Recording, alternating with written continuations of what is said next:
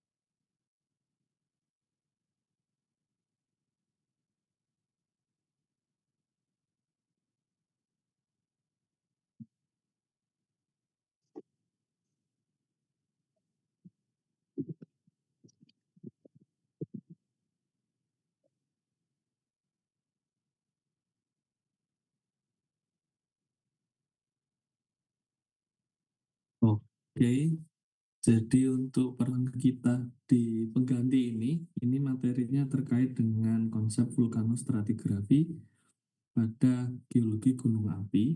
Nah, ini salah satu yang sebentar. Ini udah full screen belum yang saya share?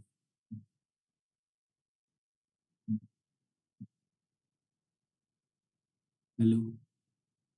Belum full screen, Pak. Belum, Pak. belum, Pak. Oke, oke.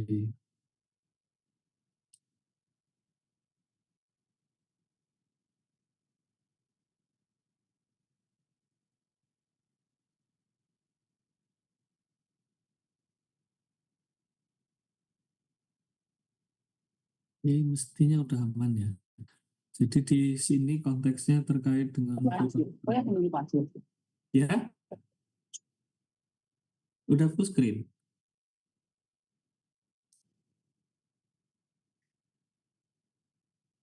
Sudah, Pak. Oke, makasih. Jadi konsepnya terkait dengan vulkanostratigrafi ini nanti digunakan pada saat kita membaca ataupun menyusun peta geologi gunung api, di mana ini konsepnya jadi berbeda daripada yang biasa ada di dalam apa namanya eh, peta geologi yang disusun dengan konsep stratigrafi untuk batuan sedimen. Jadi untuk peta geologi gunung api di sini eh, kita akan menyajikan peta yang komponennya ini distribusi litologi ya umumnya, dan berikutnya satuan litologinya ini warnanya itu eh, di peta geologi gunung api ini umumnya saat ini itu sudah tidak terlalu terpaku dengan eh, aturan bahwasannya untuk bahan beku itu harus merah, terus misalnya batu pasir kuning, batu lempung hijau gitu. Di peta geologi gunung api itu tidak terpada aturan tersebut, karena kalau di geologi gunung api kan batunya akan vulkanik semua. Nanti kalau menggunakan peraturan itu maka warnanya akan merah semua dan itu jadi susah untuk disajikan.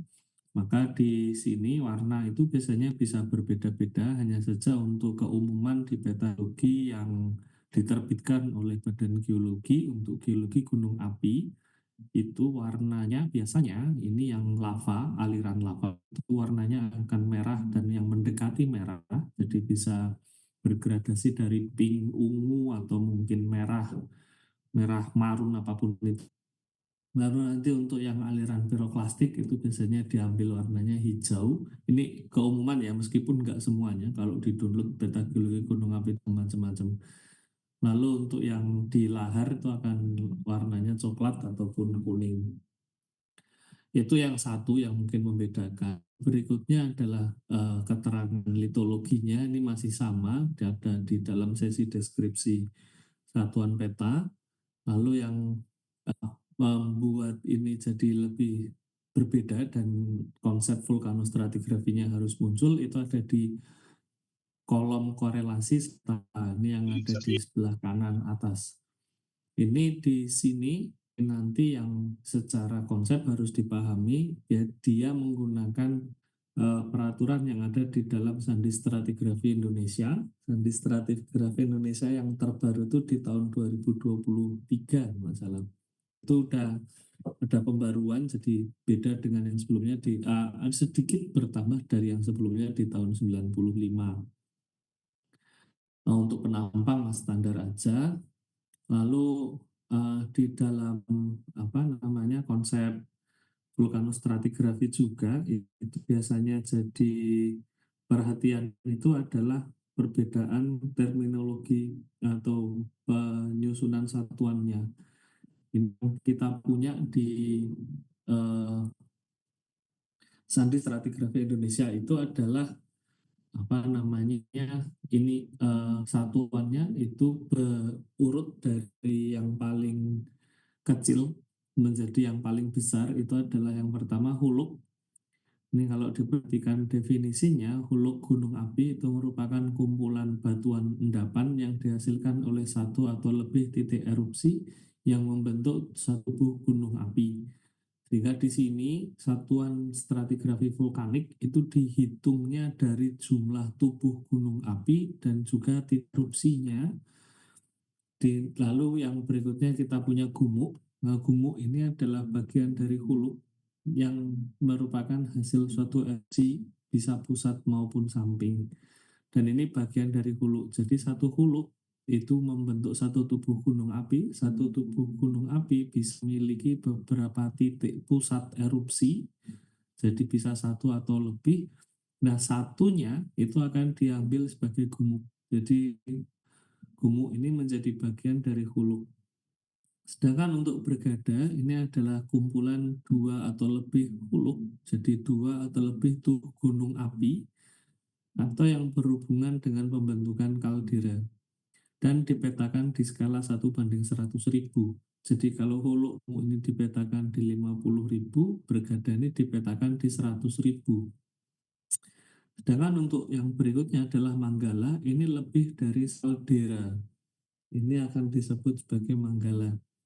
Sedangkan busur, ini yang kita ambil sebagai kumpulan tubuh gunung api, hulu gumuk Brigada Manggala, yang memiliki tatanan tektonik yang sama. Jadi kalau di Indonesia, kita akan punya beberapa busur gunung api, atau kita mengambilnya yang memanjang dari Sumatera sampai dengan Bali, itu kita punya busur Sunda. Di beberapa uh, case, busur Sunda ini dianggap memanjang sampai dengan Flores.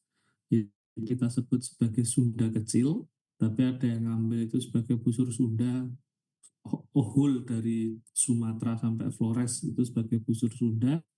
Tapi ada juga yang memisahkan busur Sunda itu Sumatera sampai dengan Bali atau Lombok. Nanti dari Flores Sumbawa itu masuk di dalam busur Sunda kecil. Sedangkan yang sudah melengkung di sebelah timurnya, di Banda Neira dan lain-lain, atau Pulau Rempah yang kita punya, itu yang kita sebut sebagai busur Banda. Itu memiliki tektonik yang berbeda, lempeng yang menunjam juga berbeda, memiliki karakteristik yang dianggap berbeda. Lalu di utara Sulawesi juga ada lengan utara, itu sebagai busur utara atau busur utara Sulawesi. Lalu yang di apa namanya yang di Halmahera sebelah barat sampai dengan Miangas di utara kita berbatasan dengan Filipina, itu gunung-gunung api kecil itu disebut sebagai busur Sangihe. Jadi ada beberapa busur gunung api yang kita punya di Indonesia dan itu memiliki tatanan tektonik yang beda satu dengan yang lain. Makanya diambil sebagai busur.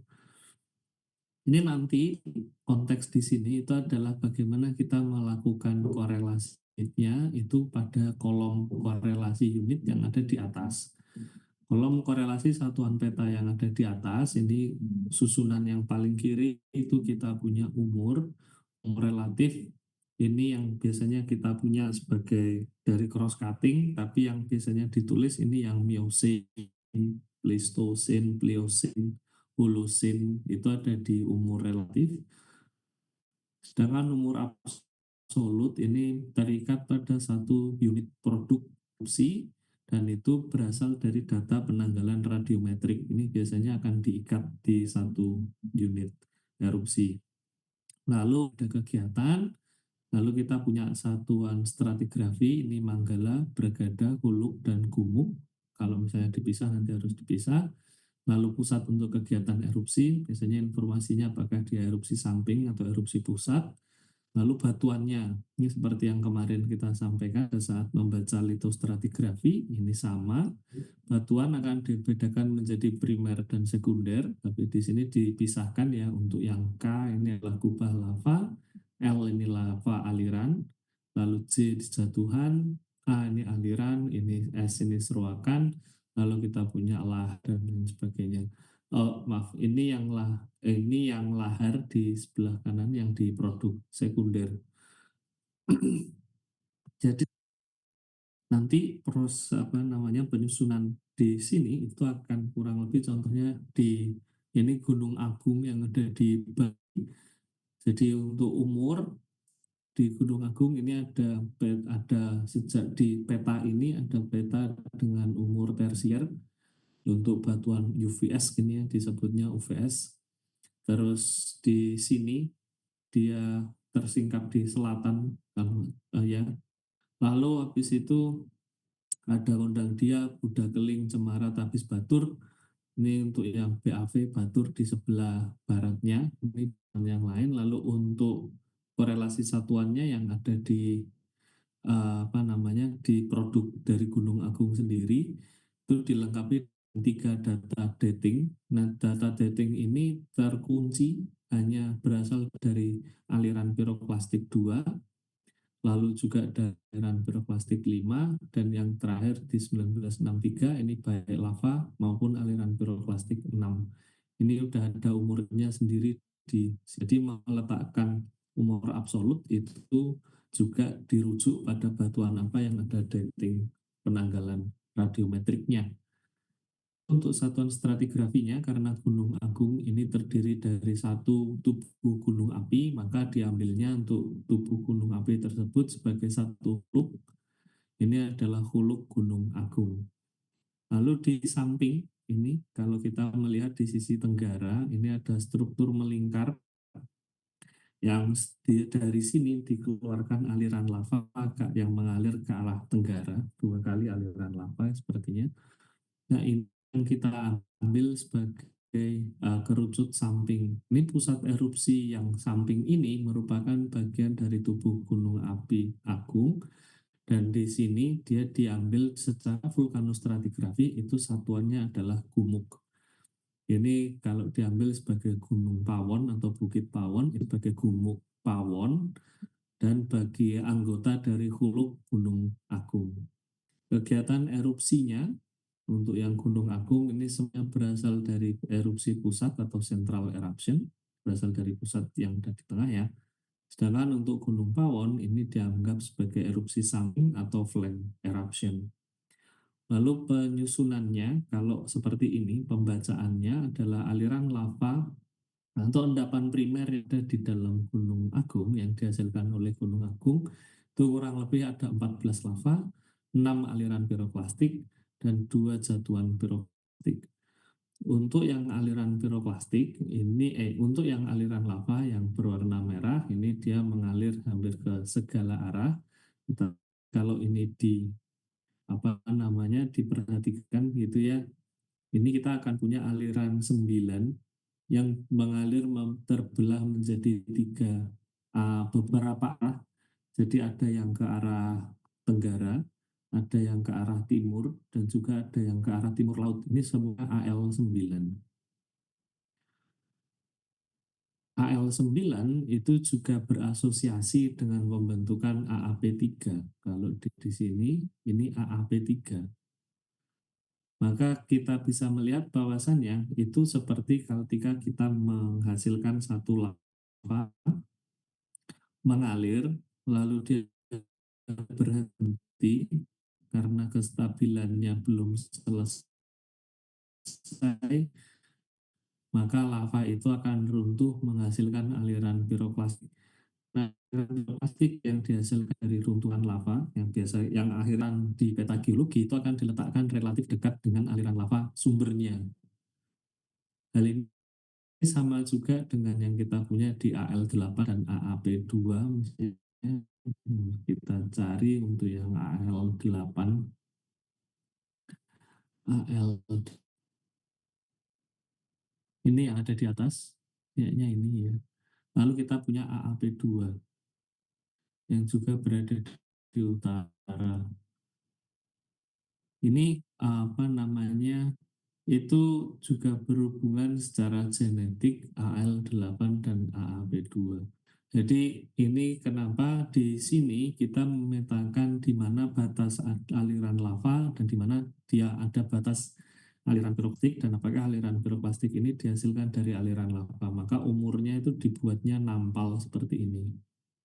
Kalau di apa namanya, kalau menggunakan konsep batuan sedimen itu kita akan menggambarkan dia menjari, tapi memang konsep itu tidak digunakan di geologi gunung api ya, sehingga konsep korelasi unitnya itu biasanya diambilnya menampal seperti ini.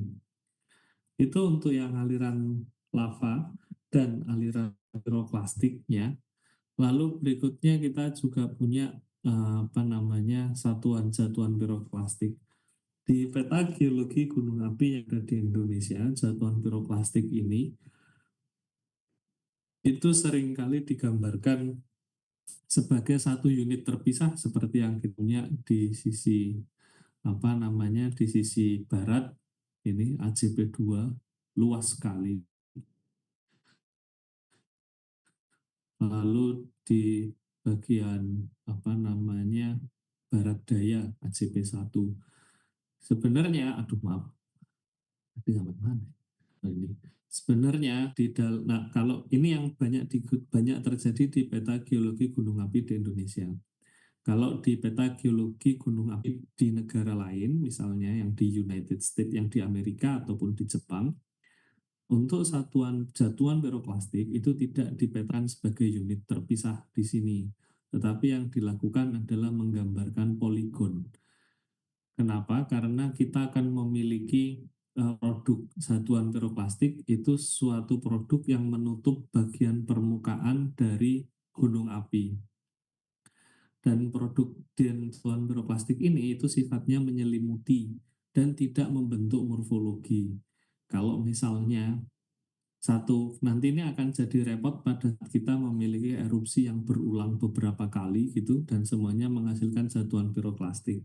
Nanti tumpuk-tumpuknya itu susah untuk diidentifikasi dan setelah itu kita tidak bisa menghitung volumenya.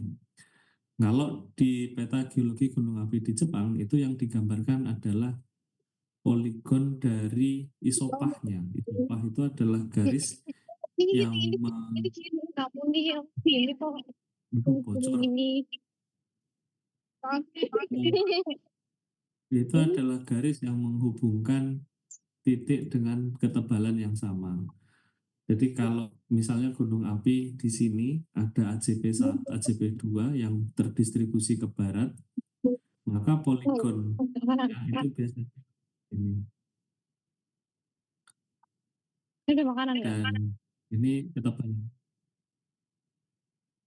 Ini sesuatu yang dilakukan di negara yang lain. Jadi suatu ketika ada erupsi lain misalnya sebelum 1963 kita ambil 1830 sebagai AJP1, data yang digambarkan itu bentuknya akan begini. Ini cukup penting karena data poligon itu yang biasanya digunakan untuk menentukan volume, dan volume itu digunakan untuk menentukan skala erupsinya. Skala erupsi secara geologi itu jadi penting untuk mengidentifikasi seberapa masif behavior dari suatu gunung api dan kemungkinan perulangan kejadiannya. Sehingga untuk tahap bencana atau tahap mitigasi bencana, catatan ini jadi sangat penting. Tapi kalau kita menyajikannya langsung di dalam unit seperti yang kita punya saat ini, kita tidak memiliki data atau tidak ada data ketebalan yang diperoleh di unit yang sudah tertutup oleh endapan yang lebih muda. Itu catatan yang tidak bisa direkonstruksi secara geologi dari peta geologi yang disajikan kalau kita menyajikannya secara unit seperti ini yang tertutup warna yang masif. Itu salah satu kekurangan peta geologi gunung api yang kita punya kalau menggunakan unit distribusi satuan piroplastiknya menggunakan unit distribusi yang sama seperti aliran piroplastik atau lava. Itu untuk yang peta geologi dan distribusinya. Lalu di sini juga sudah digambarkan korelasi satuan litologinya, baik yang primer maupun sekunder, dan relasinya dengan unit vulkanostratigrafinya. Ini hulu dan kumuh. Terus itu satuan stratigrafi yang ada di di Sandi Stratigrafi Indonesia. Sedangkan di dunia internasional itu ada juga satuan stratigrafi. Kalau yang merujuk pada Marti di 2018, dia mensarikan dari Branca dan Lucci di 2013 untuk satuan stratigrafi yang disusun berdasarkan kesamaan litologi dan juga kejadian ketidakselarasan. Jadi untuk satuan litostratigrafi, jadi untuk satuan stratigrafi vulkanik menurut Branca dan Lucci di dalam Marti 2018, ini yang satuan terkecilnya itu kita sebut sebagai litostratigrafi. Ini sama ya, ini sama dengan yang kita punya di Indonesia, itu punya litostratigrafi, by definition juga sama, ini unit batuan yang didasarkan pada kesamaan litologi pada skala tertentu. Lalu setelah litostratigrafi yang satuan berikutnya yang di atasnya adalah litosum. Ini adalah unit yang didasarkan pada pusat erupsi gunung api yang secara morfologi masih dapat teramati. Dan ini persebarannya atau tubuhnya itu bisa ditentukan dengan menggunakan penginderaan jarak jauh. Lalu di atas litosum kita akan punya sintem. Ini satuan yang berdasarkan ketidakselarasan. Jadi setelah kesamaan litologi itu ada satuan dengan pusat erupsi yang masih teramati, lalu juga satuan yang didasarkan pada ketidakselarasan. Ini untuk mengidentifikasi ketidakselarasan vulkanik dan berguna pada saat menentukan kronologinya. Ini contoh yang digunakan dalam Marti 2018 tadi. Jadi di sini ada dua gunung api yang masih teramati di kanan dan kiri ya. Dari setelah dipetakan itu unit yang tertua itu adalah unit A. Lalu setelah A ada ketidakselarasan. Lalu setelah itu ada unit litologi B1, B2. Lalu setelah itu ada lagi ketidakselarasan atau unconformity 2. Setelah itu terpetakan produk litologi C1, C2A, C2B. Lalu juga ada produk yang setelah C2A itu muncul adalah produk D. Ini sebagai erupsi samping. Setelah C2A muncul aktivitas gunung api di sebelahnya, misalnya di sebelah kiri yang paling tertua adalah E1. Nah, ini dia sebagai produk tertua, lalu ada unconformity lagi di U4, lalu ada E2, E3, lalu ada ini seperti angular unconformity ya, mengerosi secara memotong perlapisan. Setelah E2, E3 ada angular unconformity U5, lalu punya E4 dan E5 sebagai unit yang termuda.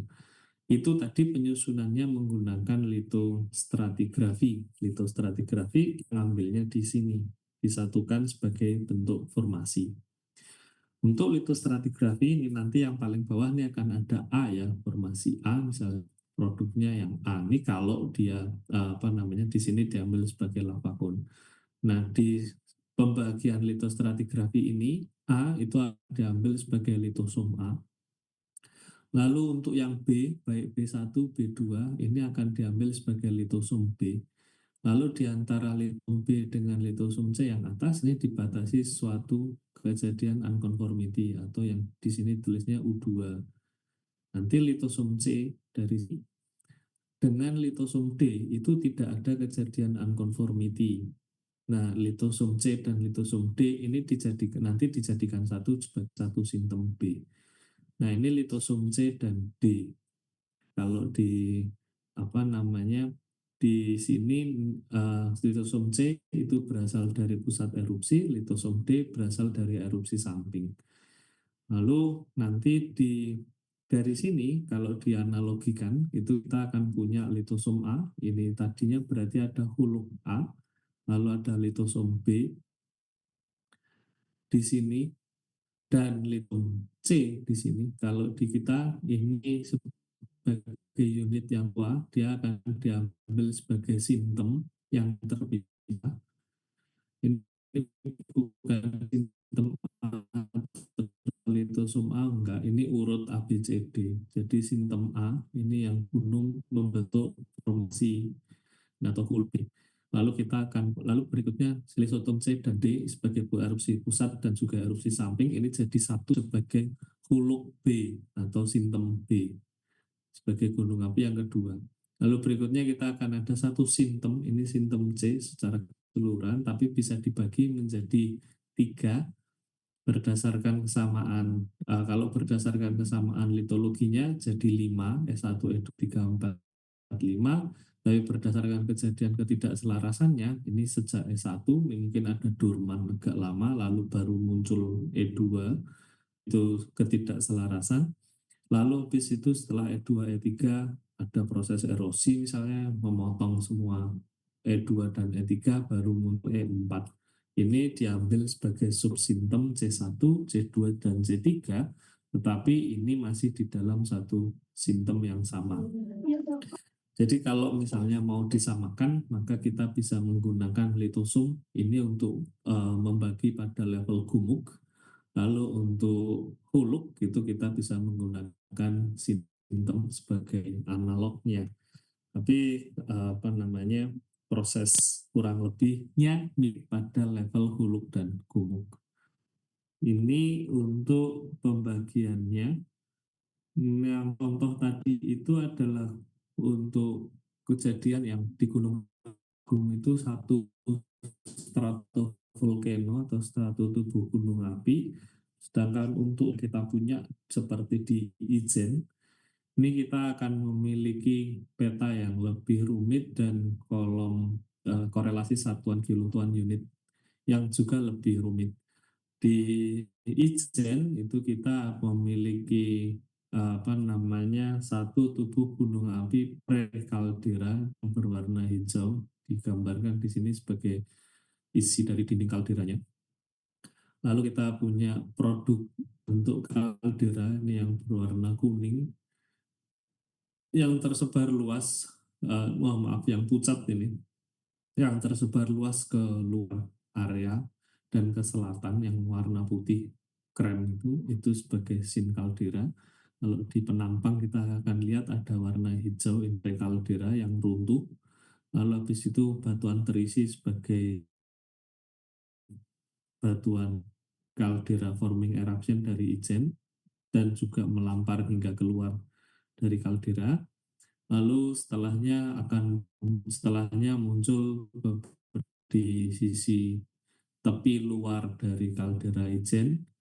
Ini dari kalderanya. Lalu setelah itu baru muncul gunung api yang ada di dalam kaldera Ijen. Nah, penyusunannya itu bisa jadi lebih kompleks di saat misalnya ini kita akan punya Ijen tua, endapan primer Di sini ada komposit cone, aliran piroklastik, jatuhan piroklastik, lalu ada yang sekunder atau guguran debris. Umur didatingnya dari Ijen untuk tubuh Ijen sendiri umurnya didating di 294.000. Lalu untuk produk erupsi pembentuk kaldera ini diambil sebagai ini KIOP. Di sini yang warna putih itu berarti kalau di sini disusun ini nggak ada data datingnya, tapi diinterpretasi akan 294.000 dan sebelum 50.000. Nah, data yang 50.000 ini udah berasal dari di gunung api yang di dinding kaldera. Kalau diambil sebagai apa namanya yang kita punya sebagai huluk dan gumuk, dari sini ini Ijen atau old volcano ini akan diambil sebagai satu bergada Ijen gitu ya. Lalu kita akan huluk nanti ada yang di dinding kaldera, lalu juga akan ada yang di dalam kaldera nih untuk beberapa kerucut kecil kita ambil sebagai gumuk. Jadi akan ada pembagian yang kita ambil dari skala yang besar sampai skala yang lebih kecil. Dari satu pusat erupsi ini produknya bisa muncul beberapa kali, misalnya yang di kawah Ijen ini ada 3 kali larilan lava, satu aliran piroklastik, satu jatuhan. Blau ada 3 kali aliran lava dan seterusnya. Jadi ini ada beberapa dan perlu memperhatikan pusat erupsinya, ada berapa tubuh aliran dan ada berapa jenis litologi yang berasosiasi atau dierupsikan di satu pusat erupsi tersebut. Ini bagaimana kita akan menyusun vulkanostratigrafinya. Jadi untuk yang di Ijen jadi lebih rumit ya, misalnya ini kalau disamakan kita punya menggunakan vulkanostratigrafi di Ijen dengan konsep yang tadi, tapi kita menggunakan konsep stratigrafi apa namanya yang dari Marti 2018 yang internasional menggunakan sintem dan litosom, dan litostratigrafi ini bentuknya jadi akan lebih seperti ini. Jadi kita akan punya sintem Ijen yang bisa dibagi menjadi subsintem prakaldera dan sinkaldera, dan produk litostratigrafinya juga udah ada pakai unit yang tadi. Lalu di sini ada sintem kompleks gunung api dinding kaldera, lalu sintem kompleks gunung api intrakaldera atau di dalam kaldera. Lalu litosomnya sesuai dengan gumuknya.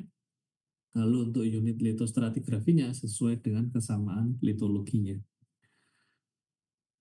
Ini jadi juga sama ini kalau kita punya yang ada di peta geologi gunung api yang ada di Batur. Batur kaldera ini ada 2 kaldera, punya kaldera Batur 1 yang luas di dalam, lalu ada kaldera Batur 2 yang lebih kecil, lalu setelahnya tumbuh satu kerucut gunung api atau satu huluk yang ada di dalamnya itu sebagai gunung Batur. Ini penyusunannya juga lebih kompleks. Kita skip dulu daripada rumit. Lalu yang di sini ini contoh peta geologi gunung api yang ada di Jepang. Ini untuk gunung ya, Sakurajima yang warnanya sama kayak tadi saya sampaikan ya, warnanya udah tidak lagi apa namanya harus merah semua gitu. Di sini masih, jadi di sini ada merah, kuning, hijau, pink, ungu, oranye dan lain sebagainya. Dan dari sini gunung ini nih meletus hampir setiap 15 menit, mirip kayak Semeru. Dan apa namanya di sini juga ada beberapa erupsi yang menghasilkan jatuhan piroklastik, tetapi di dalam legenda petanya itu tidak dipetakan secara terpisah. Kalau diperhatikan ini semua peta ini adalah peta aliran lava. Ini aliran lava diberi tekstur morfologinya, cakep banget. Ada arah alirnya. Ini ditambahkan ya, gambar ini mengkombinasikan gambaran morfologinya dan juga gambaran distribusi litologinya ditampalkan pada peta kontur yang ada. Lalu ada di sini juga muncul ada penjajaran kerucut barat timur. Ini tipikal kalau kita punya fissure eruption. Lalu fissure eruptionnya ini juga kalau diperhatikan ada warna lava yang warnanya sama dan terdistribusi di samping, di utara dan selatan. Ini yang ungu ini. Ini di utara dan ini di selatan. Ini erupsi keduanya itu bersamaan. Tidak ada satuan jatuhan piroklastik karena di peta standar ini sudah digunakan isopah, garis isopah yang menggambarkan distribusi ketebalan produk jatuhan piroklastiknya. Itu untuk vulkanostratigrafi di pekan ini. Ada yang mau ditanyakan atau dikonfirmasi?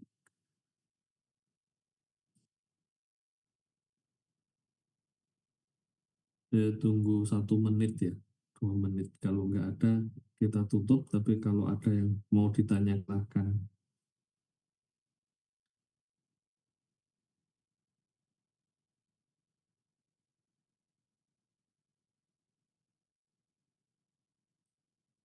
oke, sepertinya aman semuanya. Oke, terima kasih banyak. Kelas penggantinya udah diluangkan waktunya.